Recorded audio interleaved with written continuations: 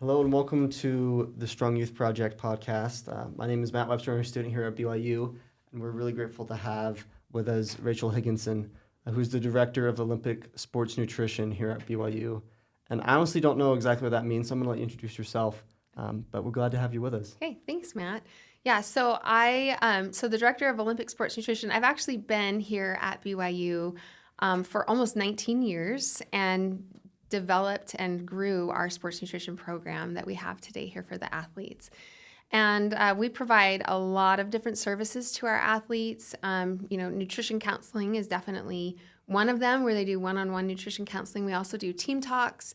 So we'll go to teams and discuss, nutrition topics that are pertinent to that particular sport. We monitor nutrition labs. We work with athletes that have eating disorders. We monitor fruit and vegetable intake through a veggie meter and a BioZoom, which is really cool. We've got some really cool research going on with that. We do sweat testing, which we'll talk about here more in a minute, and then hydration testing and body composition. We're also working on getting a DEXA scanner so that we have bone density. So all of these different measures, we're just monitoring the athletes for their nutrition status to help improve their performance. And of course, their health. We want them to not only be healthy for their sport, but to, learn how to eat for the rest of their life. So, That's wonderful. And so it's almost been 2 decades. So you're kind of like the pro. So you know what you're talking about. So we're really excited to have you. And like we said, we're going to be talking about electrolytes, hydration, a little bit of nutrition, and why that's so important for athletes. And so I guess the first question I would ask is, why is hydration so important for athletes? Yeah. So the majority of our bodies, 70% of our bodies, are made up of water. And water is needed for nutrient transportation. So if you're not hydrated well enough, all of the food and the nutrients that you're eating aren't going to get to the cells in the body. It's needed for waste transportation, and so you got to get rid of the stuff that your body doesn't want. It also helps lubricate joints, and so that's important. It's important for mental clarity.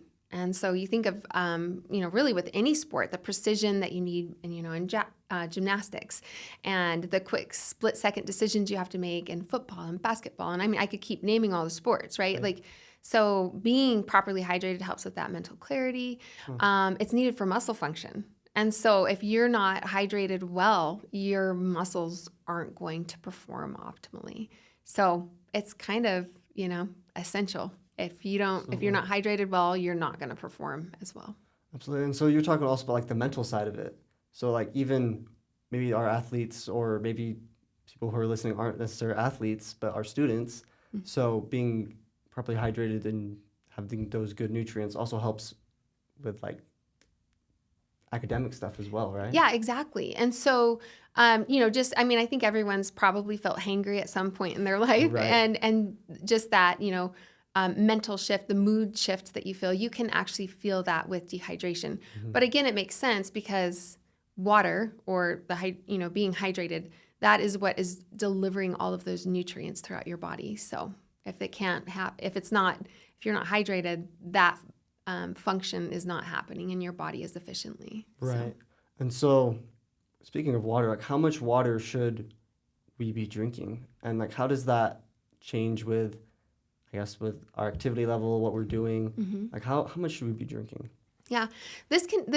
This I can give some general guidelines, but it is something that can vary from person to person. And so generally speaking, about a half to 1 ounce of water or fluid per pound is what you would figure you'd need. So a 150-pound person could, have 150 ounces max, per day, right, of fluid to help meet their needs.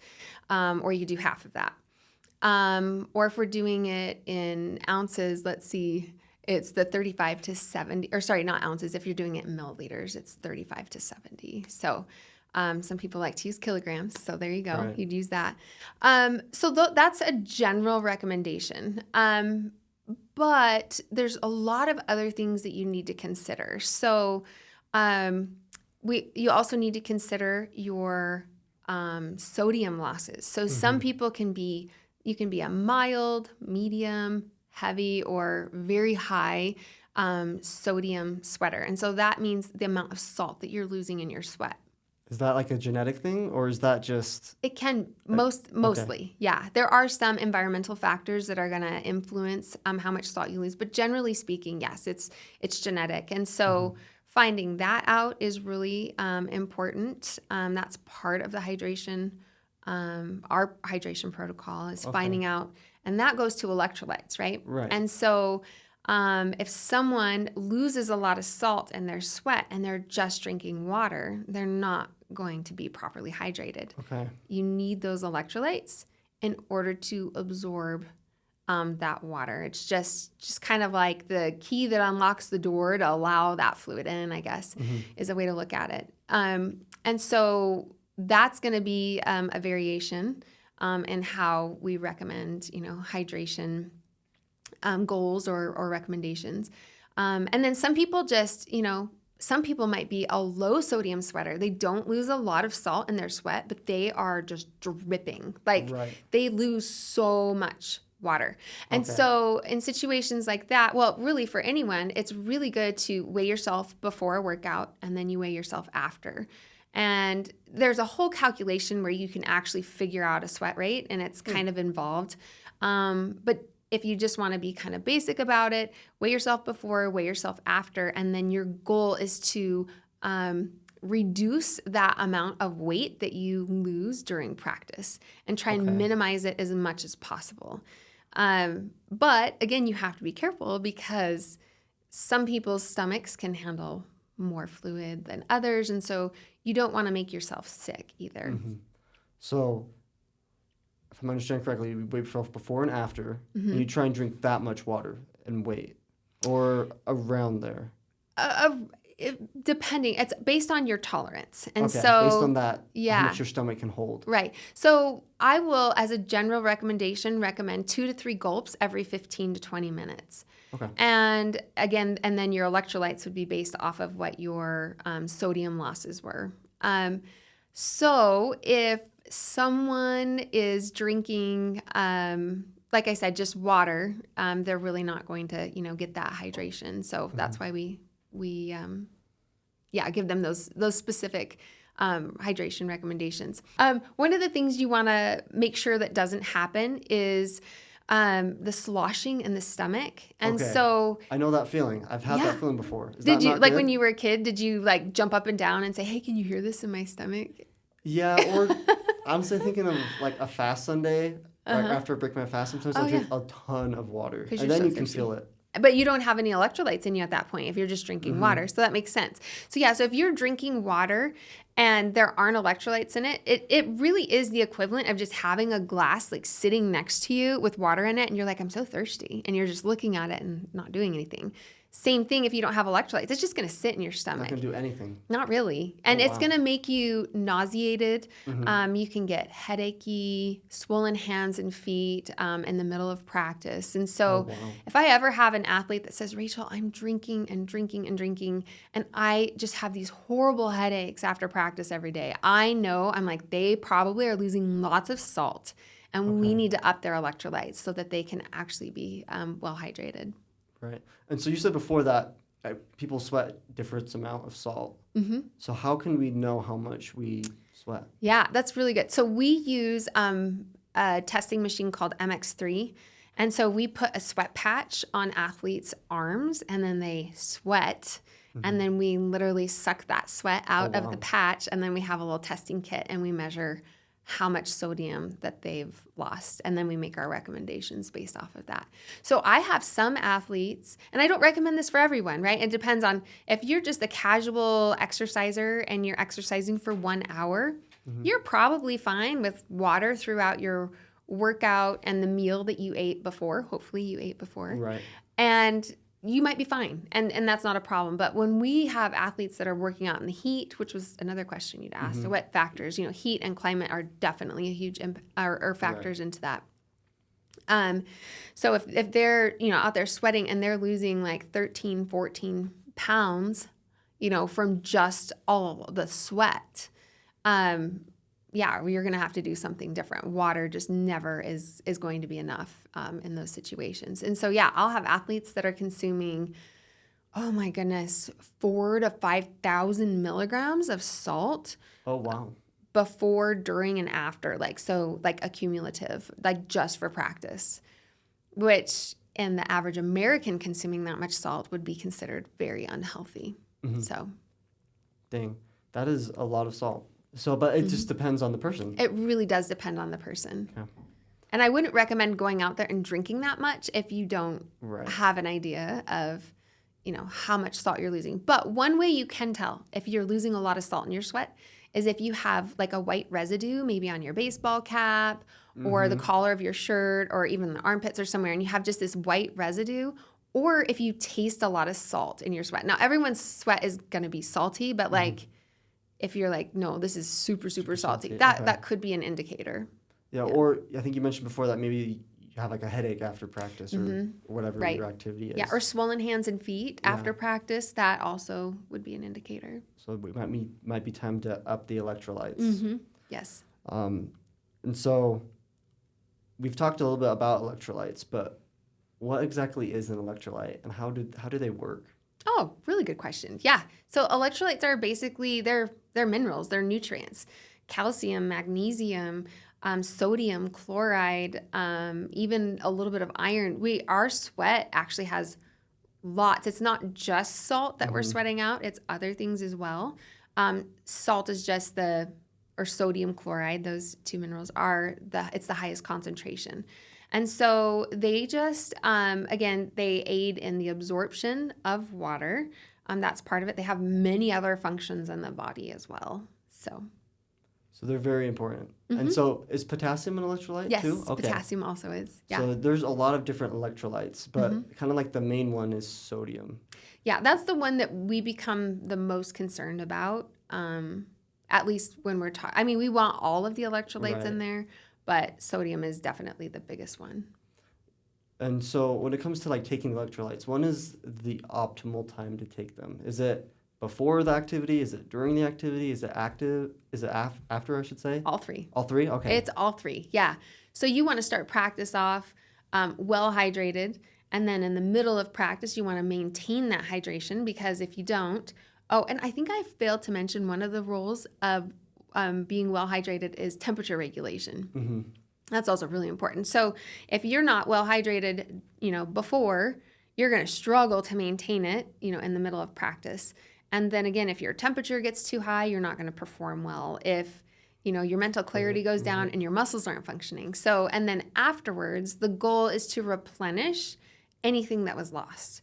And so it's not usually realistic to expect that you're not going to have any losses in the middle of practice, but you do want to minimize it. Absolutely. Yeah, because I feel like when I was in high school, I was in cross country a little bit, and this wasn't like a coaching. This was like one of the fellow athletes I was with. They talked about how they liked to hydrate after. They're like, maybe hydrating during isn't the best idea. And so that's a great answer to that question. Well, and you actually bring up a really good point. There are some sports like wrestling, which we don't have here at BYU, so I'm not like an expert on that by any means. But when you have sports where weight is an indicator of like, weight class sports. Right, absolutely. They do sometimes do some restricting with hydration. And so what I would encourage anyone, if you are in a sport like that you do find a dietitian to work with. To figure that out so that you are doing it in a way that is safe and not harming your body.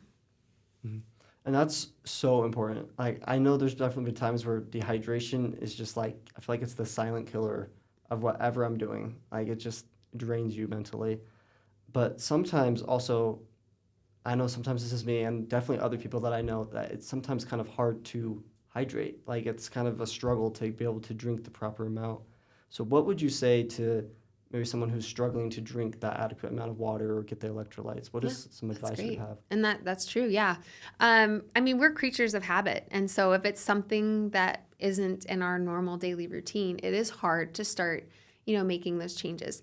But if you do some things to maybe get you excited about it. So one of the things that we do is we'll have flavored waters in our nutrition center. We flavor it with fruit. And so we'll have like blackberry lime or cucumber melon, and so sometimes infusing your water, which is also going to provide you with some natural electrolytes. So that's a great option.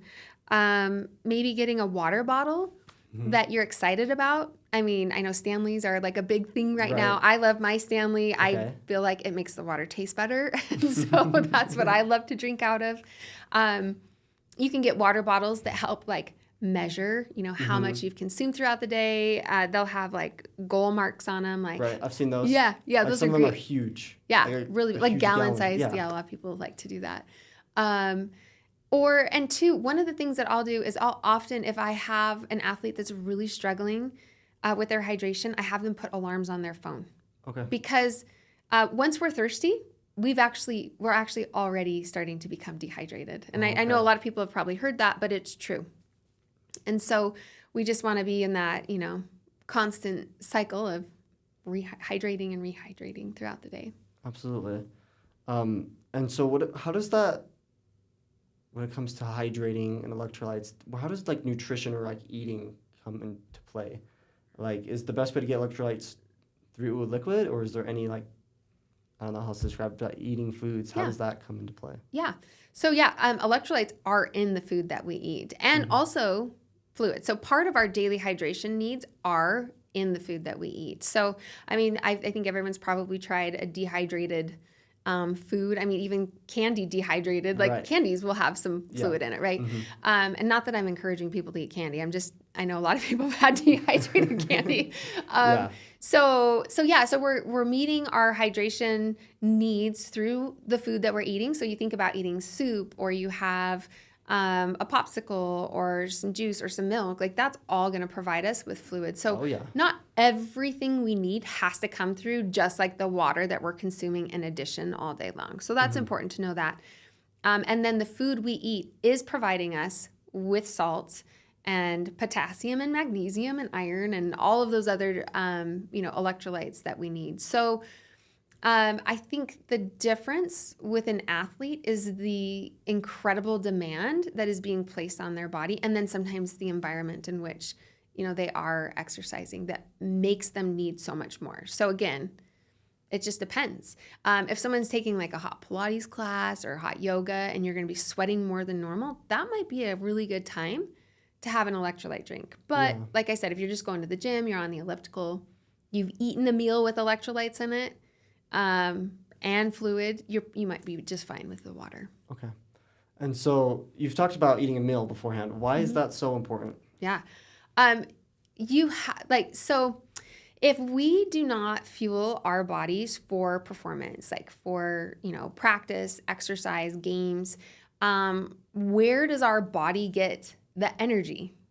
Well, it breaks it down. So, and it's not just fat your body breaks down, it's muscle too.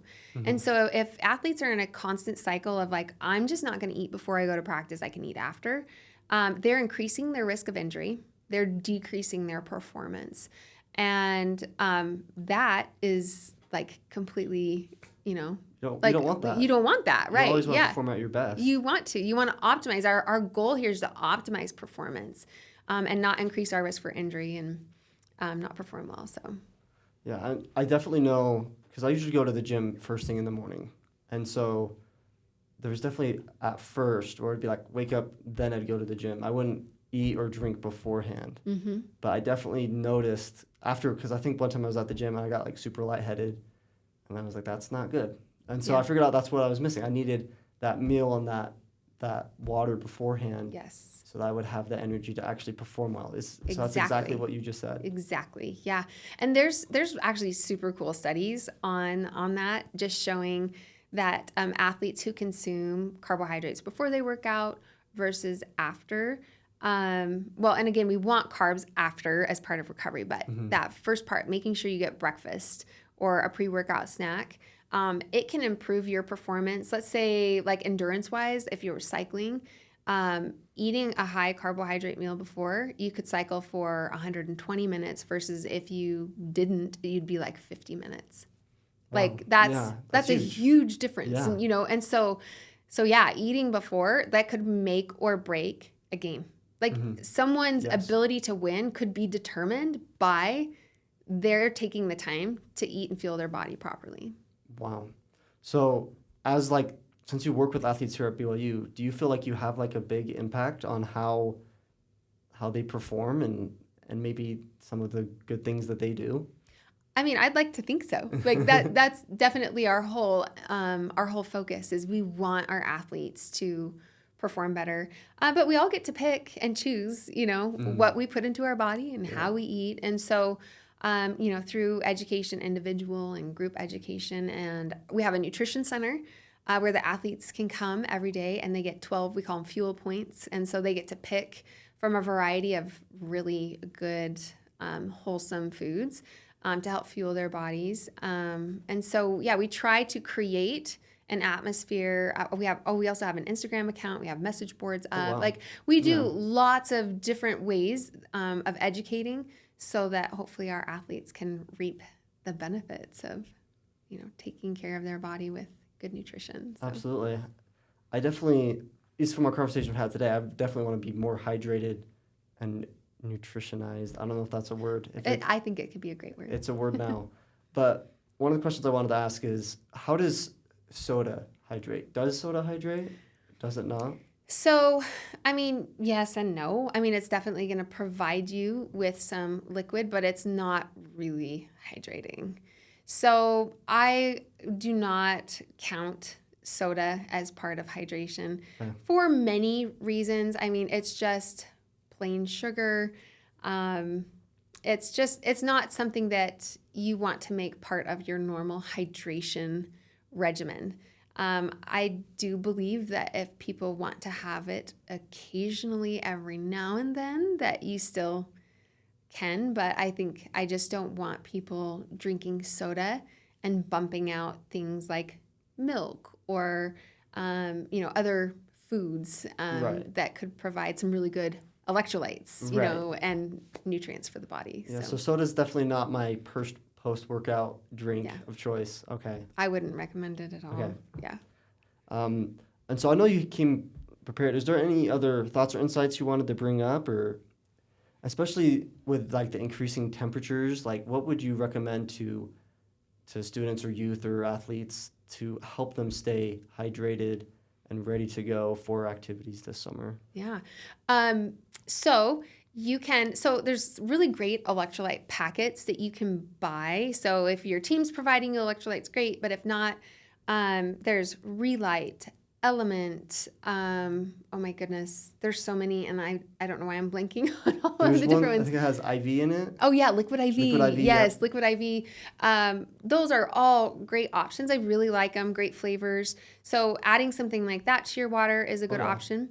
Mm-hmm. They can be sometimes a little expensive though, and so you can make your own. So if you want to carry around electrolyte drink, you can get 100% fruit juice. And you mix that, so half fruit juice, half water, and then you put some salt in it. Now, I would recommend Redmond's salt or a sea salt. There are a lot of salt out there. If you buy just at the local grocery store, they actually add some really nasty, like anti-caking agents and even sugar to it, which I know we're wanting to get carbs, but we don't need to get that from our salt. Okay. So, so I'd recommend something like that. But yeah, there you go. Like very inexpensive beverage that you can, your own electrolyte drink. And you can make it taste any way you want. Yeah. So, and the fruit juice is going to be providing, some other electrolytes in that as well. And they're good flavors. So it doesn't There's taste good like flavors. Salt. Yeah, like you could do, a mango pineapple with coconut water and then add a little bit of salt to that and then, add the ice into it. Then you can also make popsicles out of these things. There are popsicle electrolytes that you can buy. I know Powerade makes some, and there's a few other companies that do. So that's a fun option too. Wow. That will help keep them cool also. So there's lots of ways to do it. There are. And I think you brought up something with like the ice that I wanted to ask about. So when it comes to the liquids we drink, does temperature, like the temperature of the liquid, does that matter when it comes to hydration? I mean, it does. I think when we're talking about athletes, like we want to keep them cool. And so, having, especially if you're in a hot climate, like, so something cool is going to help bring down the body temperature, and that's definitely a good thing. But ultimately, at the end of the day, we all have our preferences. And so if someone's like, I don't like ice water, I like it lukewarm, I want them to drink lukewarm water or with an electrolytes in it versus not drinking it because it's cold, or vice versa, you know. So we need to drink what we're willing to drink. That's important. So Wonderful. And so really, I've learned so much from our conversation, but I think a lot of it is going to come down to it's a very personal thing. Right? We have to go out and try it and make sure that we're being safe, of course, but learn what our body needs, because everybody's different, sweat different amounts. And of course, we're doing different activities. Yeah. And so as you try that, it just makes me want to go and try and go be active and to drink a lot. So I really appreciate this conversation. But again, is there anything else you'd like to add before we close out? Well, yeah, one last thing. Just to know if you are adequately hydrated, urine color is going to be one of the best indicators. It's so easy. And so if you are adequately hydrated, your urine is going to be just a nice light yellow, kind of like lemonade. I hate comparing it to food, but yeah, so just a nice light color. If it is completely clear and all day long you just are urinating just like completely clear water, that is a sign that you're overhydrating. And we don't want that, because you can get too much water. Okay. Yeah, it's called, yes. And so we don't want to do that. So we want to make sure that we're getting enough. So you do want to have a little bit of color to your urine. Vitamins and mineral supplements can change the color of that. And some athletes, I'll have them use like beetroot powder to help, like as a natural pre-workout, and that can actually change it a little pinkish color. So it's important to like know what things are going to impact that. But yeah, vitamins and minerals can make it fluorescent, like either like a fluorescent yellow, orange, or even green. I've definitely had that before. Yeah. So so that's important to recognize that. But then if it ever starts to get like a dark brownish color, like that is where, like you stop exercising, you go to your athletic trainer or you go to the ER, and you immediately need hydration at that point. So, so yeah, that's just a super easy way for you to monitor, am I hydrated or not? Yeah, and if obviously, I guess if you're not urinating at all, then obviously you're not hydrated. That's also a concern. Yes. Right. Yeah. And so if too often, too clear, maybe overhydrated, and then obviously not at all, brown, dark yellow, not good. Right, exactly. Wonderful. Well, I really appreciate the conversation we've had. Thank you for coming on the podcast with us. We've definitely had a great conversation that will hopefully help those that are listening to be more hydrated and nutritionized for their activities this summer. Thank you. Yeah. Thanks for having me. I appreciate it.